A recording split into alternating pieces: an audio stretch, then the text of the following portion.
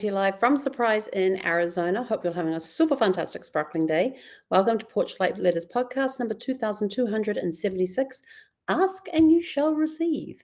And tonight I am sitting in my living room area at the house. Want to see what's behind me? Got all of this. This is left over from the movers, so I just have to clean it all up. There's my office where I normally broadcast from, is in there, but couldn't do that because the desk is gone. So it's been a very, very eventful day. I woke up this morning and my stomach issues were back again. The stomach bug I've been battling all week was back. I sent a note off to the landlord, to the property management company saying, hey, this is the situation this week. There's no way I'm going to be out of there today. Can we please extend through to Monday? Let me know how much it's going to cost, because I was paid up until today. And I'm happy to pay that. So I'm still here. I haven't heard from them. So I'm just going to take it as permission for now. Yeah. So anyway, so I managed to get myself over here before 7:30, because I was supposed to have somebody coming at 7:30 to look at the Christmas tree. They no-showed. Surprise. And then I just got stuck in and started getting stuff done. I had my wonderful friend Anna, who helps with the organization Dogs Day out in Arizona. They're the organization that work with homeless people, especially those that have dogs. And so I had a whole bunch of, so after she came last time and took away all of Zeffie's toys and blankets and everything else, she had a Toyota Highlander. We packed that thing last time. And I said, oh, just let you know, I said, this box that we're taking out now, I said, that was already full on the day that you last did a pickup. And so we had a whole bunch of stuff in there, including the 6-foot long tables that I have that fold in half and can be carried around to different events. So and I had a fourth one, which is just a 4-foot one where the legs just fold in. So we got those into her car.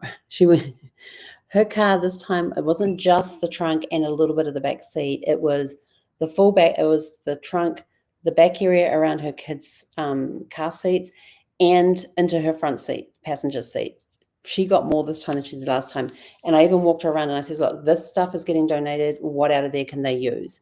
And so she picked through all the donate stuff that I had there, which basically means I'm taking it to Goodwill, and took out of there stuff that they could use for the homeless. And I was so like, I'm happy for that. That's fine. Perfect. So I got some hugs this morning, which made me feel better.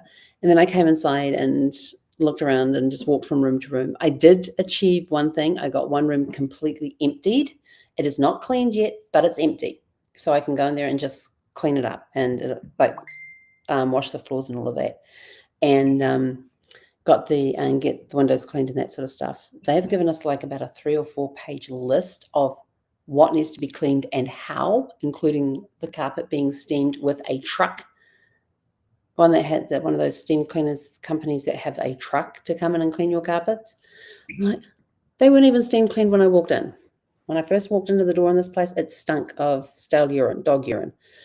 We quickly found out the spot where it was, and it was a bare patch about this big in the carpet.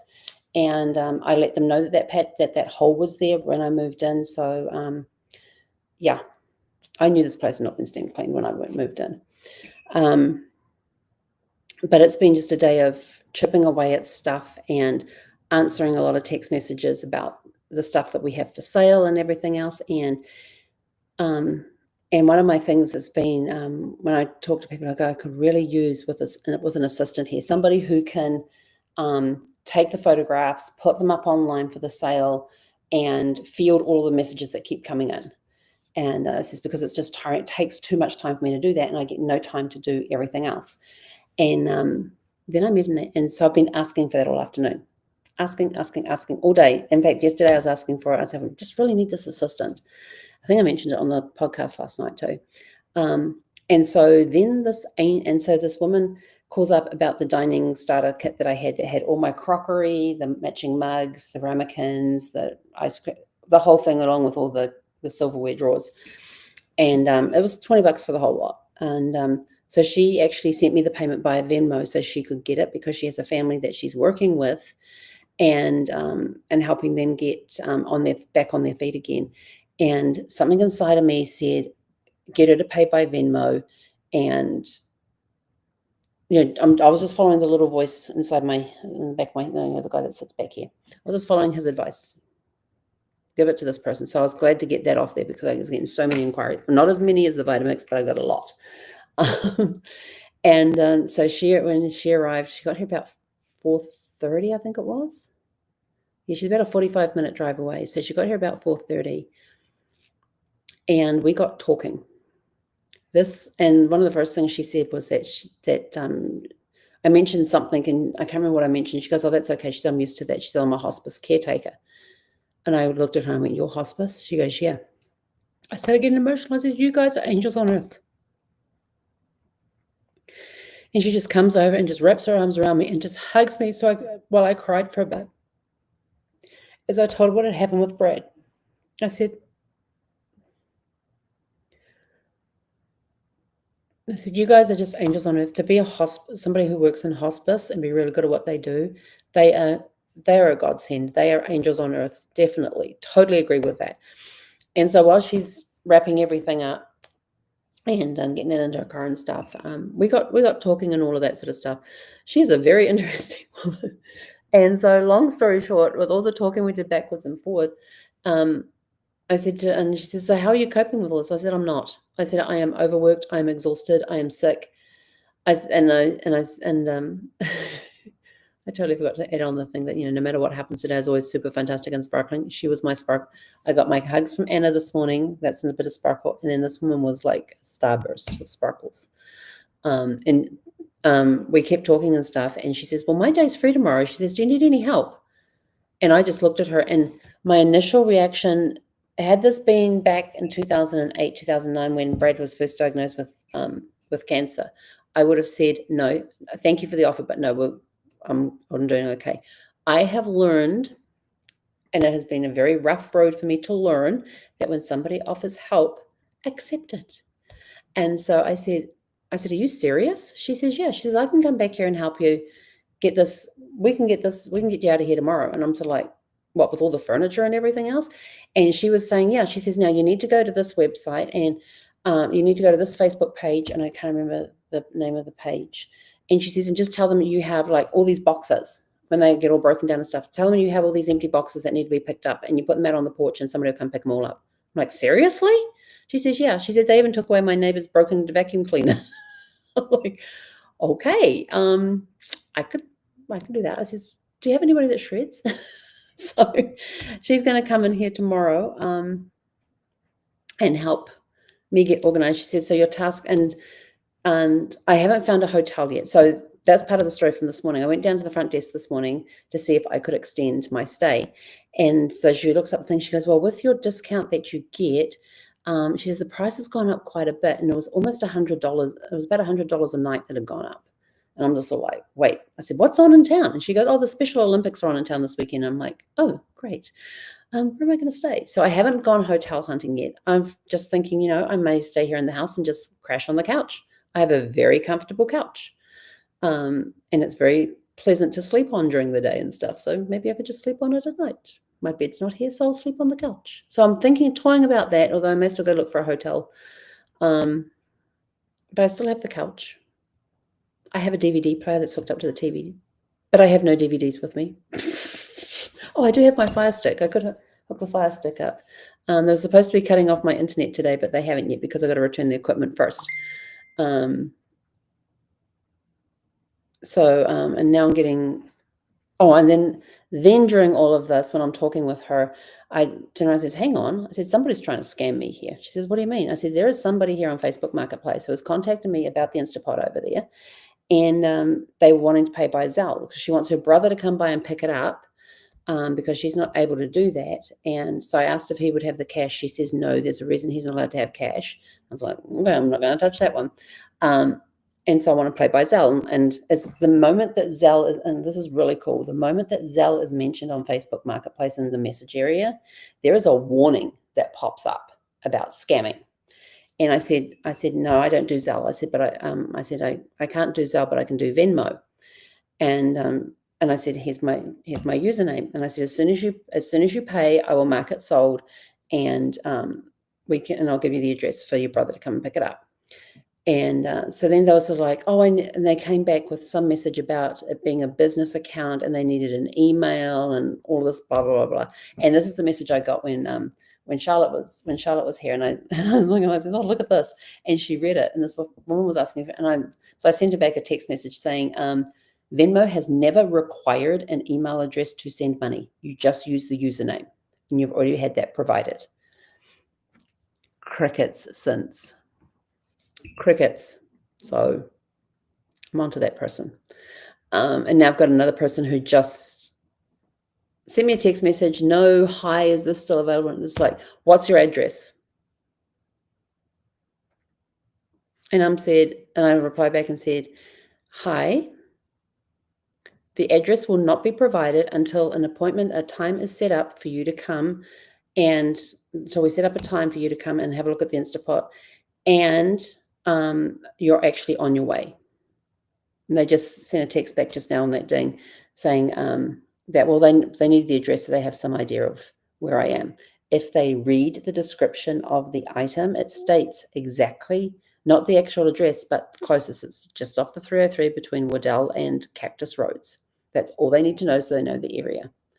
But it's amazing how many people don't say that. And I send that to them in the message, and they come back and go, oh, that's over an hour away. No. That's an interesting life. So tomorrow, Charlotte's already given me homework for tonight, and that is everything I'm taking to New Zealand with me. I am to go and put into my bathtub.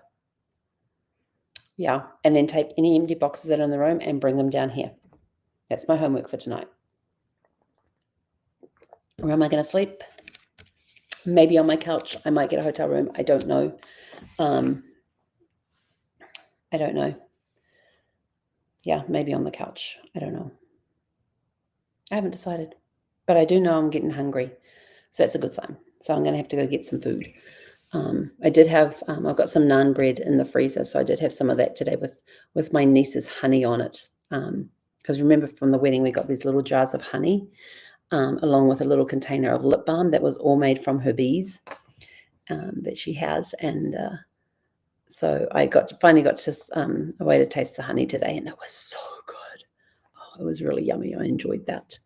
So I had some naan bread with some honey on it. And I always remember when I was when sick growing up, one of the first things my mum would give us to see how settled our stomach was just a piece of white bread with a bit of butter on it, a bit of honey. And if you kept that down, we'll try something, then we'll go to the next step. So didn't have any white bread, but I did have some naan bread.